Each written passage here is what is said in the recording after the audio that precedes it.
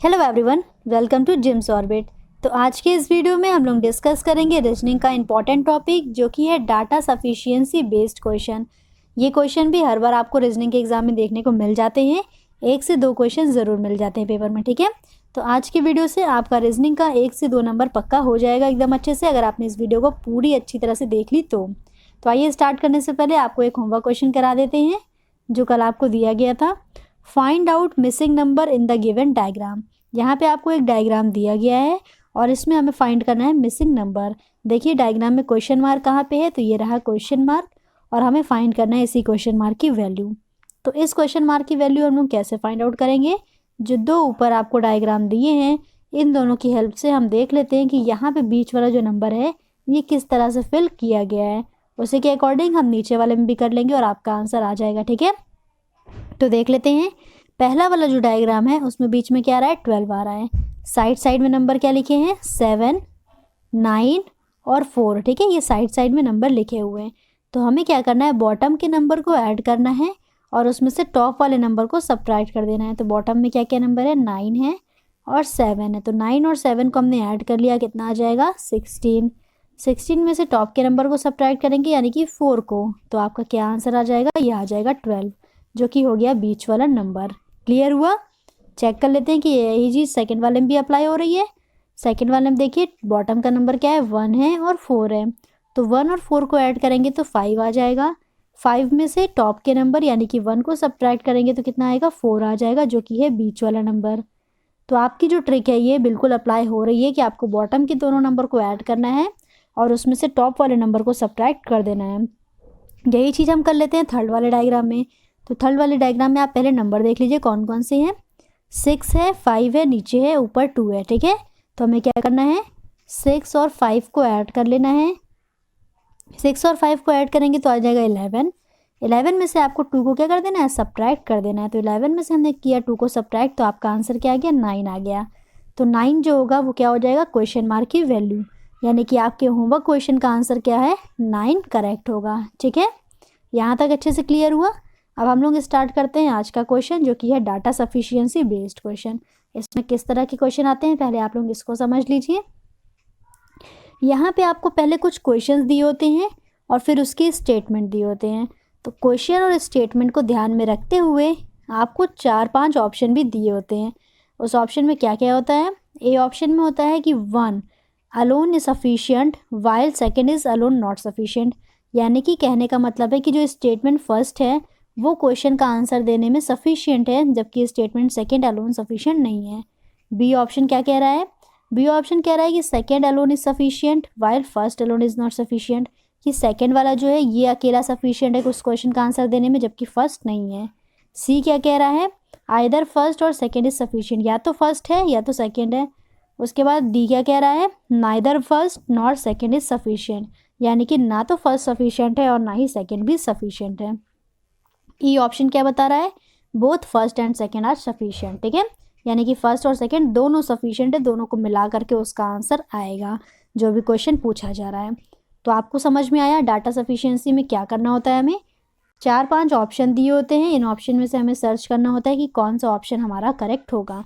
किसके अकॉर्डिंग, आपको ऊपर एक क्वेश्चन दिया है, उस क्वेश्चन को पढ़िए अच्छे से, फिर स्टेटमेंट दिया होता है और आपको 2 स्टेटमेंट की हेल्प से फाइंड आउट करना होता है कि इस जो क्वेश्चन का आंसर है वो किस स्टेटमेंट की हेल्प से निकलेगा, ठीक है। तो आइए हम लोग ट्राई करते हैं।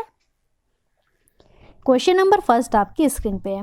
क्वेश्चन नंबर फर्स्ट में क्या है, what will be the total weight of 10 poles each of the same weight. आपको 10 पोल का वेट निकालना है, जबकि सारे जितने पोल्स हैं ना उनका वेट सेम होना चाहिए। पहला स्टेटमेंट क्या है, 1/4 of the weight of the each pole is 5 kilogram, यानी कि जो एक पोल है उसके 1/4 का जो वेट है वो कितना है, 5 किलोग्राम है। अगर 1/4 का वेट 5 किलोग्राम है तो हम 5 में मल्टीप्लाई कर देंगे 4 से, तो एक पोल का वेट कितना पता चल गया, 20 किलोग्राम। यहाँ से आपने एक पोल का वेट निकाल लिया।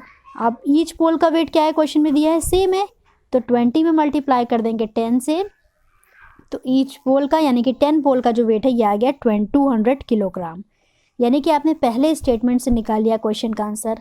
चेक करते हैं कि सेकेंड वाला में क्या आता है, the total weight of the 3 pole is 20 kilogram more than the total weight of the 2 poles. यानी कि 3 पोल के वेट में से अगर हम 2 पोल के वेट को माइनस करते हैं तो वो कितना आएगा, 20 किलोग्राम आएगा। तो सेकेंड स्टेटमेंट में भी कुछ ऐसा ही कह रहा है कि हमने ले लिया 3 पोल का वेट, उसमें से माइनस कर दिया 2 पोल के वेट को, तो ये आ रहा है कितना, 20 किलोग्राम। 2p में से 1p गया, कितना बचेगा, एक पोल का वेट आ गया 20 किलोग्राम। जो हमें मिला था फर्स्ट वाले से वही हमें मिल रहा है सेकंड वाले से भी। यहाँ से भी हमने एक पोल का वेट निकाल लिया और 20 में मल्टीप्लाई कर देंगे 10 से, तो आपका 10 पोल का वेट आ जाएगा 200 किलोग्राम। तो इस स्टेटमेंट दोनों को देखते हुए आपको ये क्लियर हो रहा होगा कि स्टेटमेंट फर्स्ट जो है वो भी अलोन सफिशिएंट है आंसर देने में, स्टेटमेंट सेकंड जो है वो भी अलोन सफिशिएंट है आंसर देने में। यानी कि जो आपका इस क्वेश्चन का आंसर होगा क्वेश्चन नंबर फर्स्ट का, वो हो जाएगा option number C correct. Either first or second is sufficient, या तो फर्स्ट भी सफिशिएंट है और सेकंड भी सफिशिएंट है। ठीक है, बोथ हम लोग क्यों नहीं लगा रहे इसमें, बोथ तब लगाएंगे जब इन दोनों की हेल्प से उसका आंसर निकल रहा हो, पर यहाँ तो अलग अलग निकल रहा है, तो या तो फर्स्ट से आप लोग यूज़ करके आंसर निकाल सकते हो या तो सेकंड का भी यूज़ करके आंसर निकाल सकते हो। इसलिए आइदर वाला ऑप्शन जो है आपका क्वेश्चन नंबर फर्स्ट का करेक्ट हो जाएगा। ठीक है, तो इस क्वेश्चन का आंसर हो गया ऑप्शन नंबर सी करेक्ट। आइए चलते हैं next question, question number second पे। क्वेश्चन नंबर सेकंड में आप क्वेश्चन को पढ़िए, in which year was Rahul born. आपको क्या पूछ रहा है कि राहुल जो है वो किस ईयर में बॉर्न हुआ है। स्टेटमेंट क्या क्या है, Rahul at present is 25 year younger to his mother. Second statement में है, Rahul brother who was born in the 1964 is 35 year younger to his mom, यानी कि हिज मदर। ओके, यहाँ तक क्लियर हुआ। आपको क्या किया गया है, सेकेंड वाले स्टेटमेंट में दिया है कि राहुल का जो ब्रदर है who was born in the 1964, वो 1964 में बॉर्न हुआ एंड 35 ईयर यंगर है टू हिज मदर से, यानी कि उनकी जो मदर की एज होगी 1964 में से आप क्या करो 35 को माइनस कर लो। ठीक है, इसमें से आप अगर 35 को माइनस करोगे तो कितना आ जाएगा 1929। तो उनकी मदर की एज हमको पता चल गई 1929 है। अब Rahul at present is 25 year younger to his mother, तो यहाँ पे आपको क्या करना है 1929 में 25 को ऐड कर देना है जो कि है राहुल की एज। आपको क्या करना है, सेकेंड स्टेटमेंट की हेल्प से उसकी मदर की एज निकाल लेनी है। जब उनकी मदर की एज पता चल जाएगी तो उसमें 25 और प्लस कर देंगे आप, तो वो पता चल जाएगी राहुल की एट प्रेजेंट एज क्या है। तो 9 + 5 कितना हो गया 14, 1 कैरी गया, 2 2 4 1 5, 1954 जो है ये क्या हो जाएगी राहुल की एज हो जाएगी एट प्रेजेंट में। यानी कि इस क्वेश्चन का जो आंसर है, आपसे पूछा in which year was Rahul born, तो Rahul was born in 1954। Okay, आपको आंसर मिल गया क्वेश्चन का। कैसे मिला, दोनों स्टेटमेंट की हेल्प से मिला। तो क्वेश्चन नंबर सेकंड का आंसर क्या करेक्ट होना चाहिए, क्वेश्चन नंबर सेकंड का आंसर करेक्ट हो जाएगा ऑप्शन नंबर ई, यानी कि both first and second are sufficient. इन दोनों स्टेटमेंट का हमने यूज़ किया और दोनों स्टेटमेंट का यूज़ करके आंसर निकाला है, इसलिए ऑप्शन नंबर ई करेक्ट होगा। Okay, next question, question number third पे चलते हैं। क्वेश्चन नंबर थर्ड में क्या है, the last Sunday of the March 2006 fell on which date. आपसे पूछा है जो लास्ट संडे होगा मार्च का 2006 का वो किस डेट को पड़ेगा। पहला स्टेटमेंट क्या है, the first Sunday off that month fell on the 5th। पहला संडे जो है इसी मंथ का यानी कि मार्च मंथ का 5th को पड़ा, तो पहला संडे 5th को पड़ा, इसमें आप लोग 7 और ऐड कर लीजिए, कितना हो जाएगा 7 ऐड करेंगे तो ये हो जाएगा 12। ये पड़ा सेकेंड संडे, फिर उसके बाद 7 इसमें और ऐड कर लेंगे तो 19th, फिर इसी में और 7 ऐड कर लेंगे तो ये हो जाएगा 26। यानी कि जो लास्ट संडे पड़ेगा ना वो 26 ऑफ मार्च को पड़ेगा। ओके, क्लियर हुआ कैसे हम लोग निकाल रहे हैं। फर्स्ट संडे जो है मंथ का वो 5th को पड़ा, तो 5th में हम लोग 7 ऐड कर देंगे तो आ जाएगा नेक्स्ट संडे यानी कि सेकेंड संडे, फिर इसमें 7 ऐड कर दी ये हो गया थर्ड संडे, और फिर इसमें 7 ऐड कर दिए तो ये हो गया 26 डेट को 4th संडे यानी कि last Sunday of the March 2006 fell on 26। Okay, तो यहाँ से हमने डेट निकाल ली। ट्राई करते हैं क्या सेकंड वाले में से भी डेट निकल रहा है, देख लेते हैं। तो सेकंड वाले स्टेटमेंट में क्या दिया है, the last day of that month was Friday. तो लास्ट डे क्या होता है 30 होता है, 30 का होता है मार्च का मंथ, तो लास्ट डे हो गया 30। 30 को क्या है फ्राइडे है। अगर 30 को फ्राइडे है तो आप इससे काउंट कर लो कि 26 को क्या पड़ेगा, 26 को संडे पड़ रहा है, ठीक है। अगर 30th को फ्राइडे है तो 26 पे आप बैक करके आओगे तो 26 को क्या पड़ेगा, संडे पड़ेगा, जो कि है last Sunday of the March.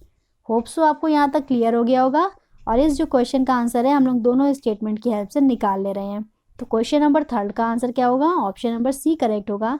Either first और सेकेंड इज सफिशियंट, या तो फर्स्ट का यूज़ करके आप आंसर भी निकाल सकते हो या तो सेकेंड का भी यूज़ करके आप आंसर निकाल सकते हो। क्लियर हुआ। अब हम लोग चलते हैं नेक्स्ट क्वेश्चन, क्वेश्चन नंबर 4 पे। क्वेश्चन नंबर 4 में देखिए क्या है, what is the code for sky in the code language. Statement क्या है, पहला स्टेटमेंट है in the code language sky is clear is written as DERAFA। In the same code language make it clear is written as DEGAJO। Okay, यहाँ पे आपको इतना चीज़ दिया है, दोनों में कॉमन क्या है, क्लियर, दोनों में कॉमन है, पर हमें निकालना किसका कोड है, स्काई का निकालना है। यहाँ से आप क्लियर का कोड कॉमन करके ये समझ जा रहे हो कि दोनों में कोड क्या कॉमन है, DE, और इसमें भी DE है। तो आपने यहाँ से फाइंड आउट कर लिया कि क्लियर का जो कोड है ना ये है DE, पर आपको ना तो स्काई का कोड पता चल पा रहा है ना ही इसका कोड पता चल जा रहा है, क्योंकि अगर सेकंड वाले स्टेटमेंट में आपको यहाँ पे मेक इज़ क्लियर होता तो यहाँ से आप इज़ और क्लियर का कोड निकाल लेते, बचता अकेला स्काई का कोड जिसका हम लोग आराम से फाइंड आउट कर लेते हैं, ठीक है। इस क्लियर का दोनों में कॉमन हो जाता तो वो हम हटा देते, और वो हटा देते तो आपको स्काई का आराम से पता चल जाता। पर यहाँ पे जो दोनों स्टेटमेंट हैं, दोनों स्टेटमेंट मिल करके भी इस क्वेश्चन को आंसर नहीं कर पा रहे हैं, इसलिए आपका आंसर क्या होगा, ऑप्शन नंबर डी करेक्ट होगा। Neither first nor second is sufficient to answer the question. Okay, clear हो पा रही हैं चीज़ें। इन दोनों स्टेटमेंट का यूज़ करते हुए भी हम इस क्वेश्चन को आंसर नहीं कर पा रहे हैं, तो आपका आंसर होगा neither first not second is sufficient to answer this question.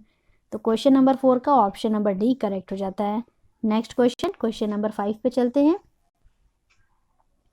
Question number 5 में क्या है, how many childrens are there between P and Q in a row of a children. Okay, question समझ में आया। पहला स्टेटमेंट पढ़ते हैं, P is 15th from the left in the row. P किस पोजीशन पे है, 15th पोजीशन पे है लेफ्ट से। Q is exactly in the middle and there are 10 children towards the right. Q एकदम मिडल पे है और उसके बाद 10 चिल्ड्रंस हैं, ठीक है, यहाँ तक समझ में आया। Q क्या है, मिडल पे है और उसके बाद 10 चिल्ड्रन है, और P कहाँ पे है, लेफ्ट से जो है, अगर हम इधर से काउंट करते हैं तो इधर से काउंट करने पे P 15th पोजीशन पे है। Q किस पोजीशन पे है आपको समझ में आया। Q के बाद राइट में कितने हैं, 10 लोग हैं, तो ये होगा 11th पोजीशन पे। P 15th पोजीशन पे है, तो इनके बीच में कितने स्टूडेंट्स आ जाएंगे, 12, 13, 14, यानी कि P और Q के बीच में कितने स्टूडेंट्स हैं, 3 स्टूडेंट्स हैं, ठीक है, समझ में आया। P और Q के बीच में कितने स्टूडेंट्स हैं, 3 स्टूडेंट्स हैं। एक बार फिर से समझ लेते हैं इस क्वेश्चन को। देखिए, पहला स्टेटमेंट जो है इसका अगर हम हेल्प लेंगे तो P is 15th from the left in the row. P को किस जगह पे रख दिया गया, 15th from the left in the row, यानी कि हमें इस साइड से काउंट करना है। उसके बाद सेकेंड वाले स्टेटमेंट को देखिए, Q is exactly in the middle. Q कहाँ पे है, एकदम मिडल पे है, इसको हमने यहाँ पे बैठा दिया। And there are 10 childrens toward his right, यानी कि Q के राइट पे कितने चिल्ड्रंस हैं, 10 चिल्ड्रन हैं। तो Q के राइट पे भी 10 होंगे और Q के लेफ्ट पे भी 10 होंगे, तभी तो ये मिडल पे आएगा। टोटल यहाँ पे कितने लोग हो गए, 21% हो गए।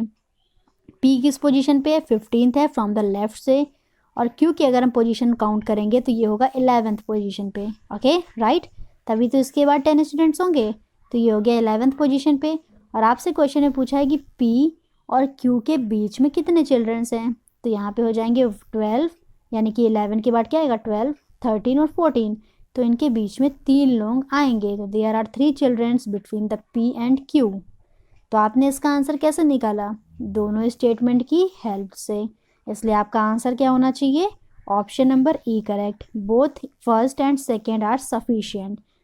फर्स्ट और सेकेंड स्टेटमेंट दोनों की हेल्प करते हुए, दोनों की हेल्प से हम लोगों ने क्या निकाला, क्वेश्चन नंबर 5 का आंसर निकाला, दोनों की हेल्प लेते हुए। तो आपका आंसर होगा option number E correct, both first and second are sufficient. Okay, next question, question number 6 पे चलते हैं। क्वेश्चन नंबर 6 में क्या है, how is X related to the Y, X Y से किस तरह से रिलेटेड है। तो आपको स्टेटमेंट क्या दिया है, पहला स्टेटमेंट है Y and Z are the children of D who is wife of X, यानी कि क्या बोल रहा है, वाई और जेड जो हैं ये दोनों चिल्ड्रन हैं, किसके चिल्ड्रन हैं, डी के। Who is the wife of x, D क्या है, तो डी है एक्स की वाइफ, यानी कि एक्स मेल हो गया और डी फीमेल हो गई। अब आपसे पूछा है कि how is X related to Y, यानी कि एक्स क्या है, वाई का फादर होगा, तो ये आपने पहले स्टेटमेंट से निकाल लिया। सेकेंड स्टेटमेंट में हम लोग देखते हैं R sister X is married to the Y's father, यानी आर की जो सिस्टर है, ठीक है, एक्स, आर की जो सिस्टर है एक्स, उसने क्या किया, मैरी किया, किससे, वाई के फादर से, यानी कि वाई के जो भी फादर होंगे उनसे आर की सिस्टर ने क्या किया, मैरी किया। तो एक्स और वाई में आपको रिलेशन कैसे पता चल रहा है, एक्स और वाई जो होगा वो एक दूसरे के क्या होगा, एक्स जो होगा वो वाई का फादर ही तो होगा। क्लियर हुआ, X is married to the Y's father, Y के फादर से एक्स ने मैरिड किया। ओके, तो एक्स और वाई में हम लोगों ने यहाँ से भी रिलेशन देख लिया। तो आपका आंसर क्या समझ में आ रहा है, आपका आंसर करेक्ट हो जाएगा either first or second is sufficient to answer this question, यानी कि क्वेश्चन नंबर 6 का ऑप्शन नंबर सी करेक्ट हो रहा है। नेक्स्ट क्वेश्चन, क्वेश्चन नंबर 7 पे चलते हैं। ओके, तो क्वेश्चन नंबर 7 को देखिए। क्वेश्चन नंबर 7 क्या है, who is immediate to the right of P, P के राइट में कौन है, इमीडिएट वर्ड यूज़ कर रहे हैं, यानी कि जस्ट उसके राइट में होना चाहिए। क्वेश्चन और क्या बोला है, among the 5 person P Q R S T facing the north, 5 persons हैं P Q R S T और सबके फेसिंग किधर है, नॉर्थ साइड में फेसिंग है, और आपको बताना है कि पी के इमीडिएट राइट में कौन होगा। स्टेटमेंट दो दिए गए हैं। पहला स्टेटमेंट है R is third to the left of the Q and P is second to the right of the R. कैसे है देख लेते हैं बना के। R is third to the left of Q, ठीक है, अगर इन सब की फेसिंग इधर है, नॉर्थ साइड में फेसिंग है, तो नॉर्थ साइड में फेसिंग करते हुए लेफ्ट किधर साइड होगा, लेफ्ट इधर साइड होगा। तो आर को बोल रहा है कि क्यू के थर्ड लेफ्ट पे, अगर हमने मान लिया क्यू यहाँ पे प्लेस्ड है तो फर्स्ट सेकेंड एंड थर्ड, ये थर्ड लेफ्ट पे कौन है, आर है। उसके बाद P is second to the right of R, second to the right यानी कि राइट इधर होगा, तो फर्स्ट एंड सेकेंड ये हो गया पी, ठीक है। तो फर्स्ट स्टेटमेंट से ही आप लोग निकाल रहे हो कि पी के इमीडिएट राइट में कौन है, तो पी के इमीडिएट राइट में है क्यू। सेकेंड वाला स्टेटमेंट देख लेते हैं, यहाँ से भी आपका आंसर आ गया है, ठीक है, पी के इमीडिएट राइट में कौन आ रहा है, तो पी के इमीडिएट राइट में आ रहा है क्यू। सेकेंड स्टेटमेंट देखिए, Q is to the immediate left of T, second में बोल रहा है क्यू जो है वो टी के इमीडिएट लेफ्ट पे है। Who is second to the right of P, अब टी जो है ये क्या है, पी के सेकेंड राइट पे है, यानी कि फर्स्ट और सेकेंड, देखिए राइट में अगर हम देखेंगे तो टी पी के सेकेंड राइट पे है। तो इस स्टेटमेंट से भी हमें पता चल रहा है कि पी के इमीडिएट राइट में कौन है, तो ये आ रहा है क्यू। तो आपका आंसर क्या करेक्ट होगा जल्दी से बताइए, बहुत ही सिंपल सा आंसर है इसका, ऑप्शन नंबर सी करेक्ट है। आइदर स्टेटमेंट फर्स्ट और second is sufficient to answer the question. Okay, clear हुआ। अब हम लोग चलते हैं नेक्स्ट क्वेश्चन, क्वेश्चन नंबर 8 पे। क्वेश्चन नंबर 8 में क्या है, on which date of the month was Anjali born in February 2004। Clear हुआ question, on which date of the month was Anjali born in February 2004। पहला स्टेटमेंट पढ़ते हैं, Anjali was born on an event date of the month, event date means 2, 4, 6, 2 के multiples में ही वो born हुई है। Second statement देखते हैं, Anjali birth date was a prime number. Okay, तो सेकेंड स्टेटमेंट में एकदम क्लियर कर दिया है कि डेट क्या होनी चाहिए। अंजलि, पहला स्टेटमेंट था Anjali was born on even date of the month, तो यहाँ से हमको इवेंट डेट तो बहुत सारी मिल जाएंगी, 2, 4, 6, 8, 10, 12 इस तरह करते हुए 30 तक में इवेंट डेट बहुत सी मिल रही, 15 डेट मिल रही हैं। हमें से उसमें से एक डेट निकालनी है कि किस डेट को अंजलि बॉर्न हुई है। तो सेकेंड स्टेटमेंट में एकदम क्लियर कर दिया, Anjali birth date was a prime number, और इवन प्राइम नंबर सिर्फ एक ही नंबर होता है जो कि होता है 2, ठीक है, 2 के अलावा कोई भी ऐसा प्राइम नंबर नहीं होता जो इवन होगा। तो सेकेंड स्टेटमेंट बोला है Anjali birth date was a prime number, और प्राइम नंबर के साथ साथ इवन भी होनी चाहिए, इवन डेट है, तो आपका आंसर करेक्ट होगा 2 फरवरी, ठीक है। तो इसका आंसर हमने कैसे निकाला, इन दोनों स्टेटमेंट का यूज़ करते हुए, यानी कि क्वेश्चन नंबर 8 का जो आंसर होगा वो ऑप्शन नंबर ई करेक्ट होगा, both first and second are sufficient to answer the question, यानी कि दोनों स्टेटमेंट का हमने यूज़ करके क्वेश्चन नंबर 8 का आंसर निकाल लिया। Anjali was born on 2 February 2004। Okay, next question, question number 9 पे चलते हैं।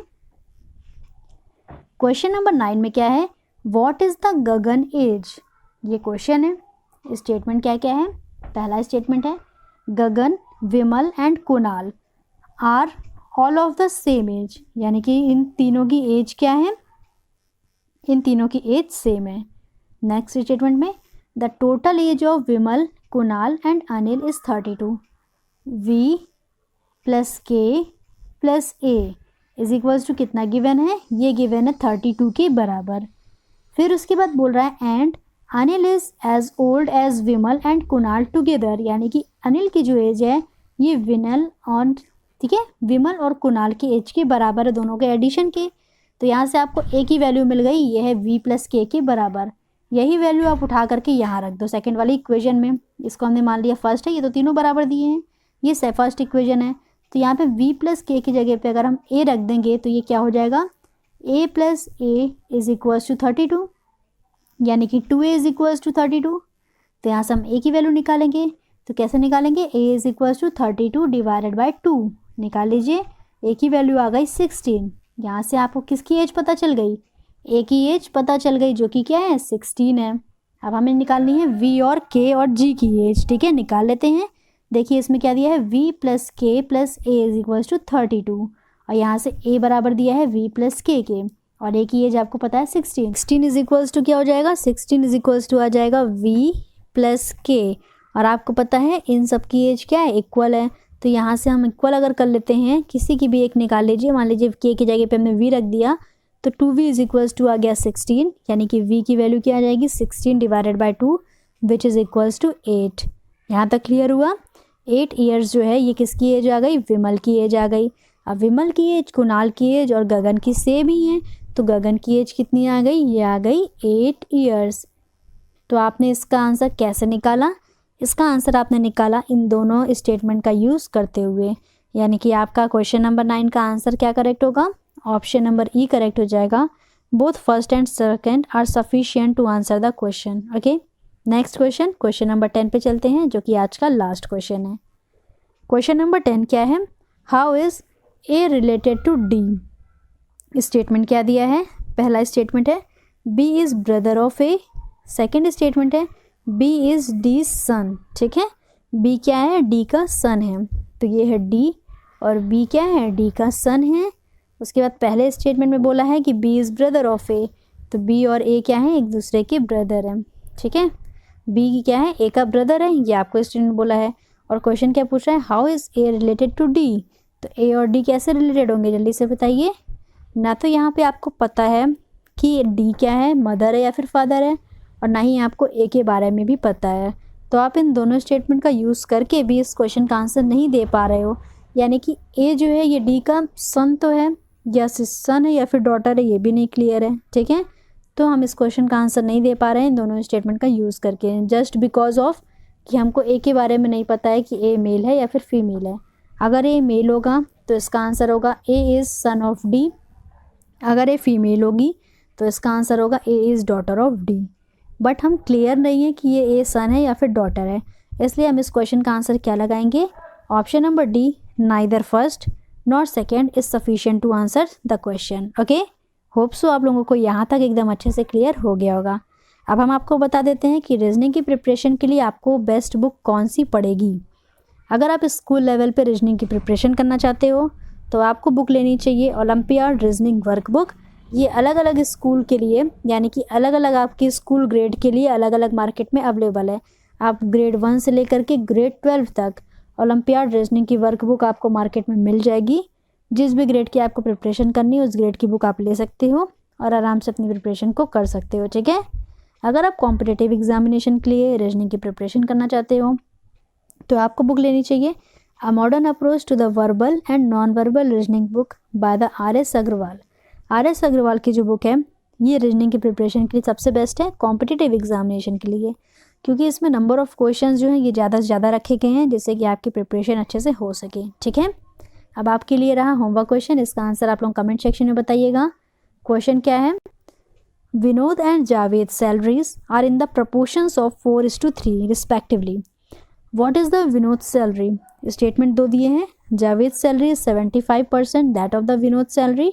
सेकेंड स्टेटमेंट है Javed salary is 45,000 rupees. Okay, तो इसका जो भी आंसर होगा कमेंट सेक्शन में ज़रूर बताइएगा। वीडियो अगर आपको पसंद आया तो वीडियो को एक लाइक भी करिएगा। Thank you so much.